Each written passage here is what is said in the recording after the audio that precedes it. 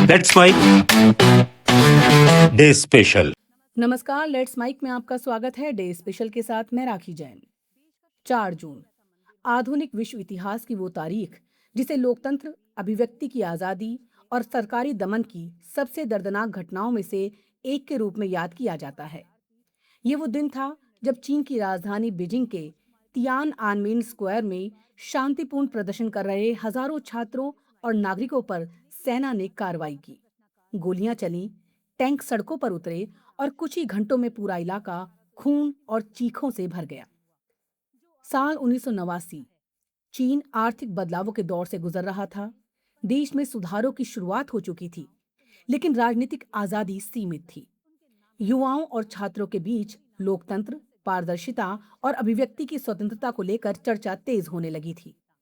लोग भ्रष्टाचार, सेंसरशिप और राजनीतिक नियंत्रण के खिलाफ आवाज उठाने लगे थे। उसी माहौल में अप्रैल 1989 में चीन के पूर्व नेता हु योबेंग का निधन हुआ। उन्हें अपेक्षाकृत उदार और सुधारवादी नेता माना जाता था। उनकी मृत्यु के बाद छात्रों ने उन्हें श्रद्धांजलि देने के बहाने लोकतांत्रिक सुधारों की मांग को लेकर प्रदर्शन शुरू किए। धीरे धीरे ये आंदोलन बड़ा होता गया। हजारों छात्र तियान आनमेन स्क्वायर में जमा होने लगे। वो भ्रष्टाचार खत्म करने, प्रेस की स्वतंत्रता और राजनीतिक सुधारों की मांग कर रहे थे। कई छात्र भूख हड़ताल पर बैठ गए। आंदोलन को आम नागरिकों, मजदूरों और बुद्धिजीवियों का भी समर्थन मिलने लगा। दुनिया की नजरें बीजिंग पर टिक गई थीं। उस समय चीन की कम्युनिस्ट सरकार इस आंदोलन को लेकर असहज होती जा रही थी। सरकार को डर था कि ये विरोध प्रदर्शन देश भर में फैल सकता है और राजनीतिक नियंत्रण कमजोर पड़ सकता है। कई दौर की बातचीत और चेतावनियों के बावजूद प्रदर्शनकारी पीछे हटने को तैयार नहीं थे। फिर आया 3 और 4 जून 1989 की भयावह रात। चीनी सरकार ने सेना को कार्रवाई का आदेश दे दिया। रात होते होते टैंक और सैनिक बीजिंग की सड़कों पर उतर आए। प्रदर्शनकारी निहत्थे थे, लेकिन सेना ने आगे बढ़ते हुए गोलीबारी शुरू कर दी। टैंकों ने भीड़ को कुचलते हुए रास्ता बनाया। पूरे इलाके में अफरा तफरी और दहशत फैल गई। कई लोग अपनी जान बचाने के लिए भागे, लेकिन गोलियां लगातार चलती रहीं। सड़कें खून से भर गईं।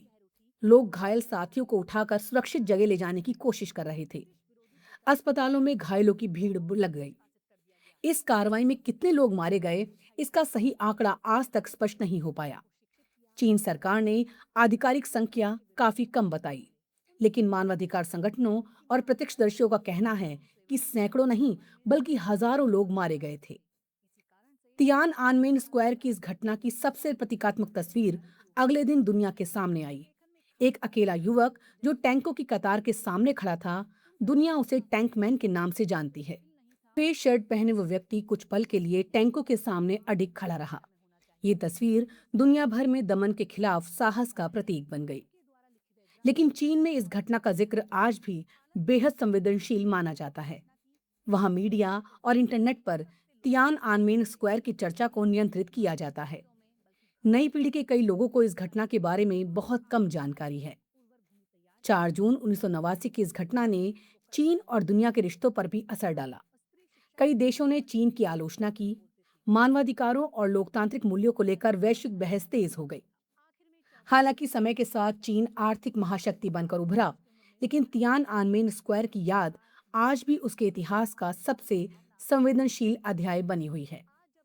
ये घटना केवल चीन की कहानी नहीं है, ये उस संघर्ष की कहानी भी है जो दुनिया भर में लोग अभिव्यक्ति की स्वतंत्रता और लोकतांत्रिक अधिकारों के लिए करते रहे हैं। ये हमें याद दिलाती है कि जब जनता और सत्ता के बीच संवाद टूट जाता है, तो हालात कितने भयावह हो सकते हैं। आज भी हर साल 4 जून को दुनिया के कई हिस्सों में उन लोगों को याद किया जाता है जिन्होंने लोकतंत्र और स्वतंत्रता की मांग करते हुए अपनी जान गंवाई थी। मोमबत्तियां जलाई जाती हैं, श्रद्धांजलि दी जाती है और रात की तस्वीरें फिर दुनिया के सामने आती हैं। 4 जून का यह दिन इतिहास में केवल एक राजनीतिक घटना नहीं है, ये इंसानी साहस, विरोध और सत्ता की कठोरता तीनों का प्रतीक बन चुका है। और शायद यही वजह है कि बीजिंग के तियान आनमेन स्क्वायर की वो रात आज भी दुनिया को ये याद दिलाती है कि आवाजों को दबाया जा सकता है, लेकिन इतिहास उन्हें हमेशा याद रखता है। नमस्कार।